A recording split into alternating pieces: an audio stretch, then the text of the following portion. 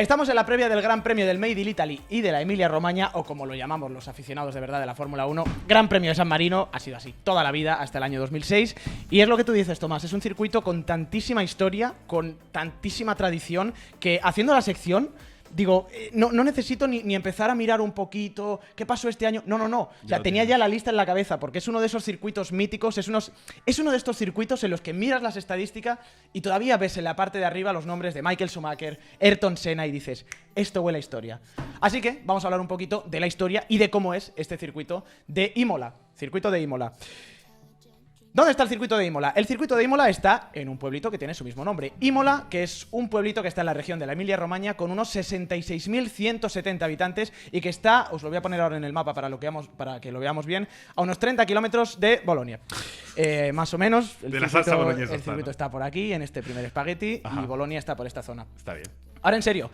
El circuito de la Emilia-Romagna tiene muchísima historia porque es un circuito que está en una región donde se encuentran la sede de Ferrari en Maranello, la sede de Maserati en Módena y la sede de Lamborghini en Sant'Agata de Bolognesa. ¿De Bolognesa?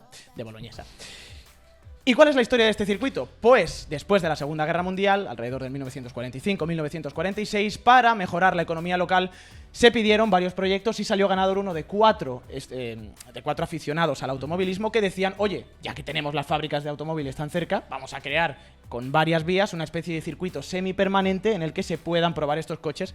Y así nació este circuito de Imola, que ni siquiera se llamaba circuito de Imola en sus inicios. La forma es tal cual, ¿eh? Exactamente, tenemos lo que sería la recta de meta, esto sería toda la parte de Tamburello, esta es la parte de Piratella. El circuito es muy parecido, de hecho, fíjate, esto es Tosa. Claro. Esto es la construcción de la curva de Tosa allá por los años 1940. Como decimos, se construyó esta especie de circuito semipermanente para que los constructores de coches locales pudieran probar sus coches. Enzo Ferrari, alrededor del año 1950, fue uno de los primeros en poner Ferraris para probarlos en este circuito.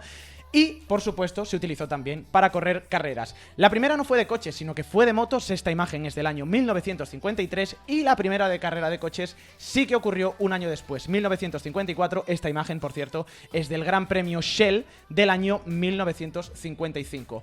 Fórmula 1, ¿cuándo pisó por primera vez el circuito de Imola? Pues en el año 1963, en una prueba no puntuable para el Campeonato del Mundo de Fórmula 1. Fijaos aquí la salida, teníamos a Jim Clark, que fue, por cierto, el ganador de esa carrera. Esa fue la primera no puntuable, y la segunda no puntuable ocurrió en el año 1979, que la ganó, por cierto, Niki Lauda. Fíjate, qué preciosidad de coches. Tremendo, ¿eh? Estamos hablando aquí del año 1963. Jim Clark con color, Lotus. ¿Las imágenes? Sí. Jim Clark con Lotus, que no ganó. Como digo, esto es una imagen, esto es una carrera Mira no las puntuable para el protecciones, campeonato. Es otra época, por supuestísimo. Fíjate la cantidad de gente que había, lo miniaturas que eran estos coches. Pero bueno, lo dicho, esto fue una carrera no puntuable para el Campeonato del Mundo de Fórmula 1. La segunda no puntuable fue en el 79. Y luego en el año 1980 sí que fue la primera puntuable para el Campeonato del Mundo. Pero no fue Gran Premio de San Marino. Se llamó Gran Premio de Italia porque no se acogió en Monza ese año. Bueno, de hecho, perdón que te interrumpa, en los 72 años de historia del Gran Premio de Italia es la única vez que no se acogió en Monza. Exactamente. Pues en este año 1980, como digo, fue sede del Gran Premio de Italia.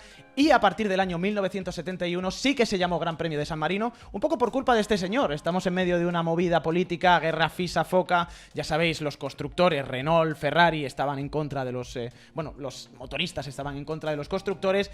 Hubo una reunión, se llegaron a los acuerdos de Maranello, de hecho, y en parte de esos acuerdos pues se le prometió a Enzo Ferrari la creación de un segundo Gran Premio en Italia, pero claro, según el reglamento de aquella época, solamente podía haber una carrera en un circuito, en un país. Entonces dijeron, pues nada, vamos a llamarlo Gran Premio de San Marino, y así tenemos Gran Premio de Italia en Monza, Gran Premio de San Marino en el Autódromo Enzo Edino Ferrari, que se puso el nombre precisamente en honor al hijo fallecido de Enzo Ferrari y luego también en honor del propio Enzo Ferrari. Como digo, Gran Premio de San Marino de 1981 fue la primera carrera que se organizó con ese nombre en el circuito de Imola, y desde entonces hemos tenido de todo. O sea, es un circuito con una historia que te puedes tirar horas y horas y horas repasando. Así que vamos a ir a los momentos más especiales. Y yo creo que el primero ocurre un año después de que tengamos el primer Gran Premio de San Marino. 1982, guerra Gilles Villeneuve, Didier Pironi. Aquí comienza absolutamente todo. Es un gran premio un poco extraño, está marcada la carrera por algunas deserciones por motivos políticos en esta guerra FISA-FOCA que todavía teníamos, así que Villeneuve y Pironi se encuentran de repente en un liderato cómodo después de que estos dos Renault abandonen y se quedan en primera y segunda posición. Nos vamos a ir hacia la parte final de la carrera. Como veis, está liderando Gilles Villeneuve, Didier Pironi está segundo, pero en la curva de la Ribazza, Villeneuve comete un fallo y Didier Pironi le adelanta. Una vuelta después, Villeneuve le vuelve a tirar el coche y adelanta a Didier Pironi. Claro, los jefes de Ferrari en aquella época ven que tienen un doblete asegurado y dicen, chavales, se acabó. Orden de slow, fíjate como lo vemos aquí en la pantalla, tanto para Didi como para Gilles. Paremos. Lentito. Obviamente no había radio. Claro. El mensaje por radio no existía, por eso le pone el mensajito de chavales, vamos con calma. Hay que tirar de pizarra. Gilles Villeneuve ve esta señal, Didier Pironi también, y Gilles entiende, vale, slow significa guardemos posiciones. Pero Didier Pironi no lo ve así. Le tira el coche, se adelantan y readelantan en varias vueltas, y al final acaba ganando Didier Pironi. Fíjate la cara de Gilles Villeneuve, que ni siquiera es capaz de guardar la compostura en el podio. Hay que recordar una cosa, estos dos tíos eran los mejores amigos dentro del paddock. La traición fue tal que dejaron de hablarse y todo es quizá el germen de lo que ocurrió en Zolder una semana después en esa carrera fatídica en la que en la clasificación Villeneuve completamente fuera de sí, intentando superar a Didier Pironi con unos neumáticos usados, comete un error a la hora de desdoblarse, accidente y acaba llevándonos al fallecimiento de Gilles Villeneuve.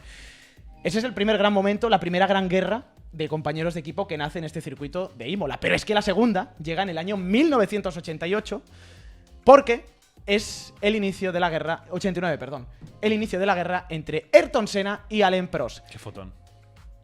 Ahí está, Ron Dennis, Murray también, uno de los diseñadores jefes de McLaren.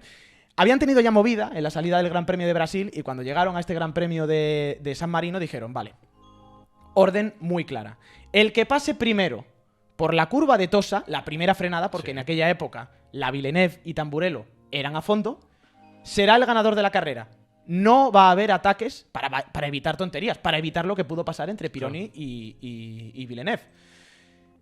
Bandera verde, veis a Senna en la primera posición, Alain Prost en la segunda, sale la carrera y Senna sale mejor que Prost, mantiene la primera posición, llegan a la Tosa, perfecto. Senna va a ser quien gane esta carrera, pero en la vuelta número 7, este pedazo de accidente de Gerhard Berger obliga a la salida del coche de seguridad.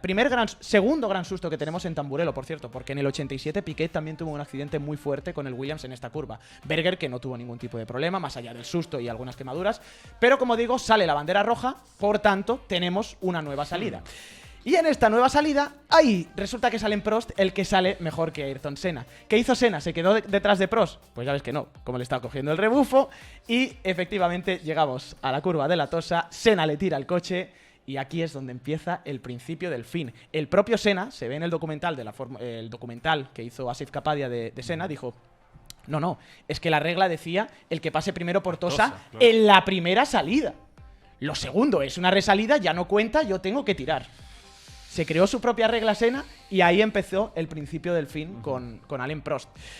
Un Ayrton Senna que, desgraciadamente, pues es parte fundamental de la historia de este circuito de Imola, porque en el año 1994 tuvimos aquel fin de semana trágico, negro, desastroso, que ya empezó a dar mala espina desde el viernes, ¿no? Todos recordamos el accidente en la variante Bassa de Rubens Barrichello, el coche sale volando al pisar por uno de los pianos, da de frente contra las protecciones, Rubens, por suerte, salva la vida y no termina con más de pequeñas magulladuras y fracturas en la nariz. Pequeño milagro, ese accidente. El primer pequeño milagro que además viene dado por la actuación de Sid Watkins, el médico de la Federación Internacional de Automovilismo, que habría sido designado como médico oficial desde hacía poco tiempo, y que, bueno, fue uno de los primeros en llegar a la zona del accidente. Comentaba que Rubens Barrichello se estaba tragando la lengua y él actuó rápido para que no se ahogara. Salvó la vida a Rubens Barrichello, pero por desgracia creo que todos sabemos la historia del resto del fin de semana. Clasificación del sábado, Roland Ratzenberger rompe el alerón delantero en uno de los pianos de la variante alta y cuando llega a la curva de Villeneuve a 314 km por hora se va de frente contra el muro, pierde la vida. Y por supuesto lo que pasó el domingo con Ayrton Senna, vuelta número 7, después del coche de seguridad por un accidente de Leto en la salida. No sabemos todavía por qué a día de hoy ese coche se va recto en Tamburello. Y perdemos a Senna, perdemos a uno de los grandes, sino a la figura más grande del automovilismo mundial. Esto ocurrió en el año 1994. Nos vamos a otra ocasión de muchísimo punto honor que tuvimos en este circuito de Imola. Por cierto, hay que recordar una cosa. Desde los accidentes de Senna en esta curva de Tamburello y de Ratzenberger en esta curva Villeneuve nacieron estas dos chicanes. Esta primera que se pone en Tamburello para reducir la velocidad. La trazada anterior era esta, bordeando el muro.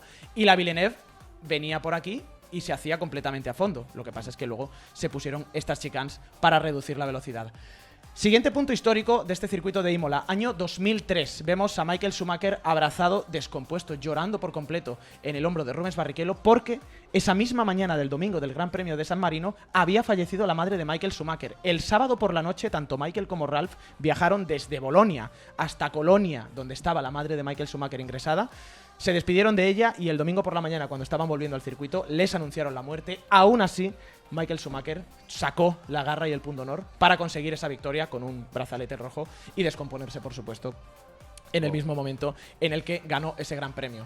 Y Michael Schumacher, que está ligado a la historia de este Gran Premio de San Marino, porque, por supuesto, todos nos acordamos de lo que pasó en ese Gran Premio del año 2005. Pole para Kimi Raikkonen, Fernando Alonso que sale segundo, como muy bien había dicho antes Antonio Lobato, Schumacher que sale de la 13ª posición por problemas en la clasificación, Raikkonen que se queda parado, uno de los muchos problemas de fiabilidad que tuvo el McLaren en aquella época, y Alonso que se queda solo en el liderato hasta que ve que Michael Schumacher viene por detrás, ahí como viene Michael, y después de la última parada para repostar gasolina, esto. Se pega detrás de Fernando Alonso, Michael Schumacher, 13 vueltas, y en esas 13 vueltas, Michael Schumacher no lo logra. No consigue adelantar a Fernando Alonso, y yo creo que este es el punto donde empiezan a hacer la leyenda de Fernando. Ya había ganado la carrera de Malasia, había ganado también la carrera de Hungría en el año 2003, pero en esta tercera victoria que consigue Fernando en Fórmula 1, por delante de Michael Schumacher, y de esta forma además, yo creo que la gente empieza a girarse y decir, cuidado con este tío, serio, ¿no? Cuidado con este tío, que va muy en serio. Eso ocurrió en el año 2005, en el año 2006 terminó la Fórmula 1 en Imola, hasta que regresó en la temporada 2020 por la pandemia del COVID-19, con un trazado muy parecido al que teníamos en ese año 2005-2006, salvo por la última curva, porque antes había una chicane que ahora no tenemos. Este es el mapa oficial del circuito para este fin de semana y os puedo comentar que tiene esas 19 curvas que estáis viendo, una longitud total de 4.909 metros y un récord de carrera que marcó Lewis Hamilton en el año 2020 con una duración, ese récord de carrera, de 1 minuto 15.484. No fue en el 2001, en el año 2020. Efectivamente, vuelta bastante corta. Y si te parece, Tomás, lo que podemos hacer es ver una vuelta on board y revisar cómo es este circuito de Imola. Perfecto. Desde Paro el la juego música. oficial de la Fórmula 1. Juego oficial de la Fórmula 1, DRS abierta y empezamos una vuelta alrededor de este circuito de Imola. Recta de meta que ni siquiera es recta, es una curva diáfana que nos llega a la primera frenada, la frenada de Tamburello, de octava velocidad. Vamos a pasar a una sexta velocidad, frenamos en el 50, 310 km por hora la frenada, le damos mucha salida al coche y llegamos a una de las chicanes más rápidas, la de Villeneuve, que era para reducir velocidad, pero la primera curva se toma todavía a fondo, frenas en el segundo vértice y vuelves a dar salida otra vez para la Tosa. Esta es seguramente la curva más lenta del circuito, 110 km por hora, se hace en tercera, importante, muy buena salida en la chicane, en el piano exterior, para tener buena tracción hacia la subida a la Piratela, 200 km por hora en quinta. Aquí vamos a tener que controlar track limits durante el fin de semana, bajada hacia la chicane de Aqua Minerale, complicada porque tienes que frenar justo cuando pones el volante recto y de nuevo, cogiendo todo el piano de la parte exterior, otra zona de track limits que va a ser complicada durante el fin de semana, como esta, la chicane de la variante alta, coges mucho todos los pianos, intentas aprovechar al máximo el exterior con esos pianos tan altos que hay para no salirte por fuera de los límites de pista y llegamos a la última curva, a la última frenada, podríamos decir, la de la 17-18, la Ribaccia, una frenada en la que bajamos de 295 a 110 km por hora, doble vértice en el que vuelves a dar otra vez pie a fondo, cortas mucho la curva 19, casi rozando el muro, para terminar una vuelta al circuito de Imola, a este autódromo Enzo Edino Ferrari. Un circuito de Imola, por cierto, Tomás, que tiene estadísticas y que yo todavía me niego a dar las estadísticas del Gran Premio de la Emilia-Romagna. Lo siento. Lo siento. Así que he dicho, venga, vamos a hacer las estadísticas compartidas. Vamos a ver las estadísticas de lo que era Gran Premio de San Marino y desde que se llama ahora Emilia-Romagna. Vale. Gran Premio de San Marino, la persona que más carreras ha ganado ha sido este señor, Michael Schumacher, con un total de 7, lo que convierte a Ferrari, con 8 victorias también, en el equipo con más títulos, con más victorias en este Gran Premio de San Marino. Poles.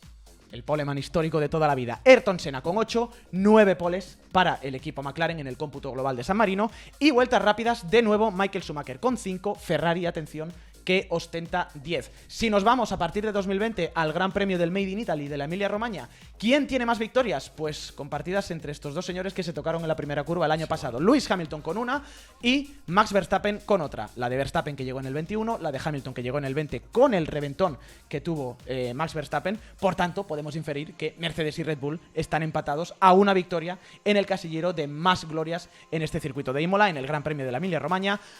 Poles. Una para Hamilton, uno para Bottas, es decir, 2 para el equipo Mercedes, y vueltas rápidas se las queda todo Lewis Hamilton. ¿Qué va a pasar este fin de semana? Pues no lo sabemos, pero creo que vamos a añadir una pole, una victoria y quién sabe si una vuelta rápida de color rojo a este palmarés. Gracias, Jorge.